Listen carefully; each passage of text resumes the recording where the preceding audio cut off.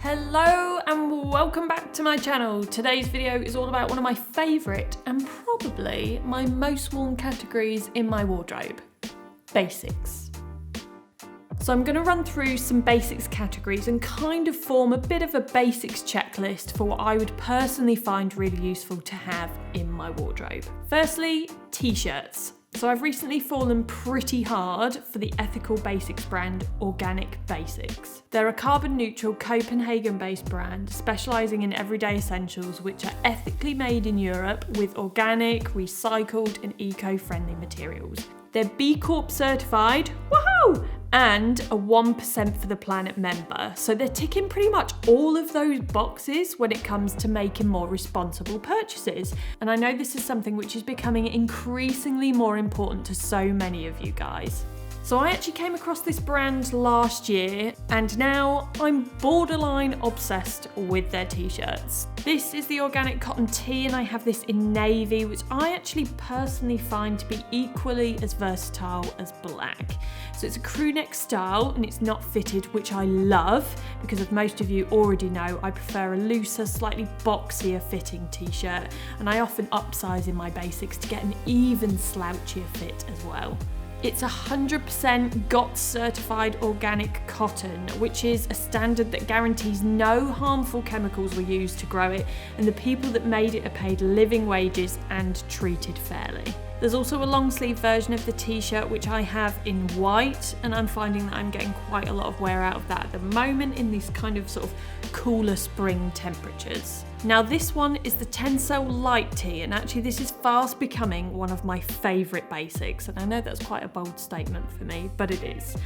And I have this in white and also in black, and as the name would suggest, it's made from Tencel. Now Tencel is a really cool fabric. It's an eco-friendly fibre made from responsibly sourced wood pulp, so it's fully biodegradable, and the process by which it's created uses no toxic chemicals. Now Tencel is actually much softer than cotton, so it gives a much sort of slinkier feel and movement to it. It's actually closer to silk than it is to cotton, and thanks to the smaller fibres, it's also more breathable and more absorptive than cotton, which makes it a really great fabric to be wearing in summer.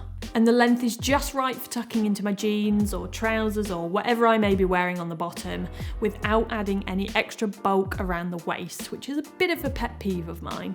So as I mentioned earlier, I also have the Tencel light tee in black, as that's a colour that I get a lot of wear out of in my wardrobe regardless of the season. But I also wanted to show you guys an example of the sort of versatility of this more slinkier style of t-shirt. So here I've styled a very basic monochrome outfit for a warm spring or summer day. Could add an additional layer with a knit or a blazer over the t-shirt, but I'm just going to switch it up a little bit for a day to night look. So starting off by rolling up the trousers just to make them a little bit more cropped, and then untucking the t-shirt so that it can drape nicely and also cover that bulky waistband. Now I'm swapping out the chunky day sandals for a slightly dressier pair of strappy sandals with a mid-heel, and then swap out the canvas tote bag for a smaller evening bag, and immediately this basic t-shirt is made more suitable for a different occasion other than being casual. Moving on to my next basics category on my checklist, and that is shirts. Now I personally prefer a more oversized, slouchier style of shirt just because that suits my style, and I just feel like there's more ways to wear a shirt like that. So I often wear mine as a layer over another basic, like a vest or a t-shirt. And then you can also tie them at the waist for a slightly more laid back, casual vibe, especially if paired with summer accessories like a basket bag or a canvas bag. And then as I've done here, some loose flowy trousers and some trainers or perhaps a pair of sandals. I also love a good sleeve roll on a shirt, especially if it's a slightly longer line fitting one like this one, which can I also just point out the pockets for any other fellow pocket obsessives out there. Now, a white shirt, as I think I referenced in my last video, is definitely a staple of mine, and it's very firmly forever on my basics checklist. But I also have other shirts like this black one which integrate nicely with some of the neutrals in my wardrobe, and as you can see I often only button up a few buttons in the middle of the shirt if I'm wearing it on its own and not over the top of another basic. I just like to have that V neckline shape at the top, and then as I'm very much a hands in pockets kind of person, I love how the shirt separates at the bottom when I have my hands in my pockets. Here I've styled it with some sandals, floaty wide leg trousers and a big old bag, and kept it to just the black and neutral colour palette, which I find really wearable for the spring summer months. Now moving on to vests. At the moment I'm just using these as more of a base layer under knits and shirts and even sometimes t-shirts, but as the weather does start to warm up a little bit more, I'll use vest tops as more of a standalone staple piece in a lot of my daily outfits. Now I absolutely love a vest. A racerback would be my preferred style, and I have a range of different colours which sit in with my muted colour palette. So obviously the must-haves being black and white, but also I have some neutral tones and some blue shades as well. I personally prefer a ribbed fabric, as I do think that it's a little bit more structured and more supportive if you're not going to wear a bra, and it also tends to be a little bit thicker, therefore more opaque, which again, if you're going sans bra, is very handy. Again, like the t-shirt, I think a basic vest doesn't necessarily have to be super casual. So here I'm wearing the navy vest with some cream wide leg floaty trousers, some tan accessories. So sticking to that 3-colour rule that I'm always harping on about, but then adding a blazer over the top, which immediately makes it a smarter and, dare I say it, more sophisticated look. Knitwear, a basic category which is always in my wardrobe throughout essentially the entire year. So whatever the season, I will always have a need for some basic knitwear. So this navy jumper is a piece of knitwear that I've been getting a lot of wear out of recently. It's the recycled wool boxy knit from Organic Basics, and as the name would suggest, it's made from 100% recycled merino wool. So this is pre-consumer textile waste that would otherwise go to landfill.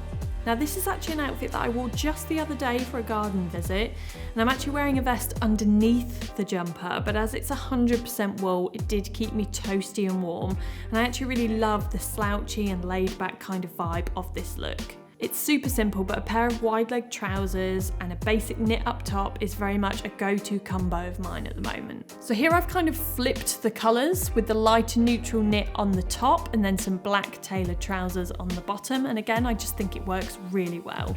I don't have any specific criteria for a basic knit aside from that it be just that, basic. So no bells and whistles, just a simple design, preferably something a little bit in a slouchier fit, and then for the seasons ahead something not too thick and not too chunky. Finally, jeans. And yes, these are very much a basic for me because they're a foundation piece of my wardrobe. They're one of those things where if I can't decide what I want to wear, they're the first thing that I instinctively reach for. And more often than not, I'll pair them with another basic. These are the circular denim 5-pocket jeans from Organic Basics. They're a really timeless fit with a nice high waist, so perfect for a t-shirt tuck, and a slightly tapered leg. Now you guys know that I'm not a fan of stretch denim, and that's just due to sort of fit preferences. So these are denim perfection for me, being 100% GOTS certified cotton.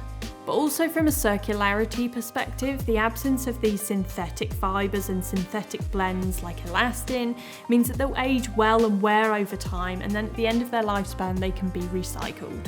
So here in this final outfit I have a bit of a medley of basics, to be honest, which is one of the reasons why I love basics so much, because they integrate really well with each other.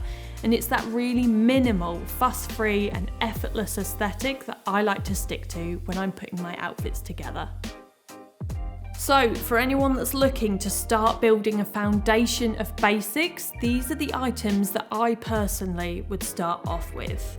A white t-shirt, a great fitting and long-lasting pair of jeans, a button-up shirt, and in terms of colour I would say either white or blue, but obviously it's down to personal preference, a navy lightweight knit, and a black ribbed vest top. Now again, colours are all down to personal preference, but those are just the sort of 5 key items which I would say are really good building blocks for starting off that initial basics wardrobe.